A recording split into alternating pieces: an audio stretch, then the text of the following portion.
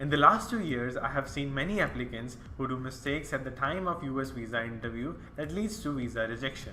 So this video is all about the mistakes that you should avoid so that you get your visa easily. So let's get started. So the first mistake that people do is they say directly that they have a plan to settle down after F1 visa. So for example, if the interviewer asks you, what are your plans after graduation? You should say you have just come here to study and your goal is to come back to your country, not to settle in US. So that's the major reason why your visa gets rejected.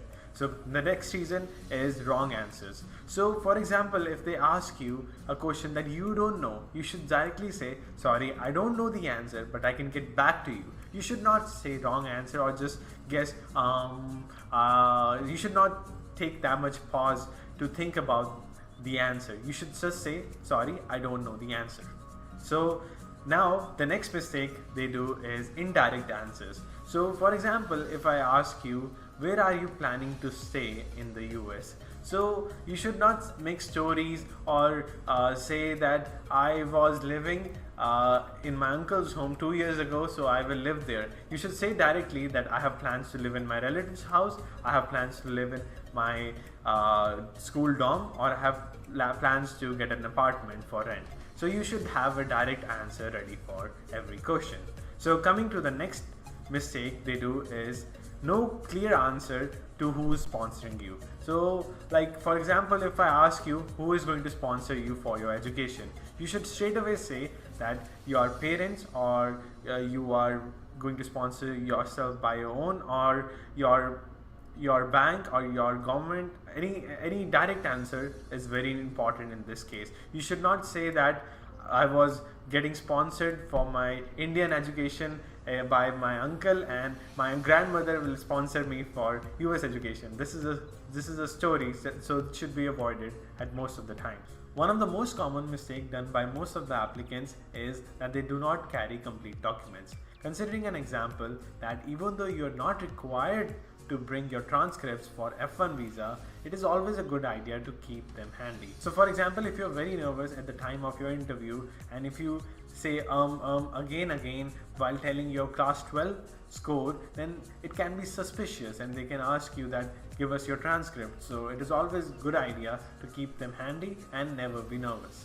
So coming to the next mistake done by most of the applicants, that they are not well dressed. Yes, I have seen some students who go in flip-flops. You should wear decent shoes, and it's not bad to be too formal, but you should not be so much informal. So I can tell you what I was wearing. I was just wearing sky blue shirt without tie, and I was wearing jeans and shoes. I think I was wearing formal jeans at that time. So it will be a good idea to dress well at the time of interview.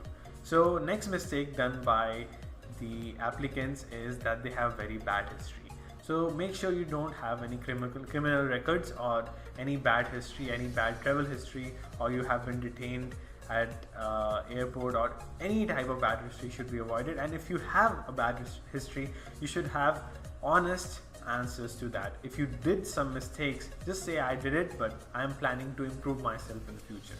So the next mistake done by most of the applicants, that they go to their interview very late. So if you will go to the interview, it falls a very bad impression to the interviewer and you are showing that you're not punctual at all. So in that case, the interviewer might ask you some tough questions. So the next mistake is disagreeing with visa officials. So if the visa interviewer tells you that, what were you doing in US 2 years ago? So if you say that, no, I wasn't there at US, or I wasn't doing anything at all, if you disagree with the question that they have asked you, then that can also lead to visa rejection. So the last but not the least mistake done by most of the applicants is interrupting the interviewer. So for example, if the interviewer hasn't even completed the question and you interrupt in between and do not let him complete the question, that falls a very bad impression and also leads to visa rejection. So you should wait for the interviewer to complete the question before even answering it.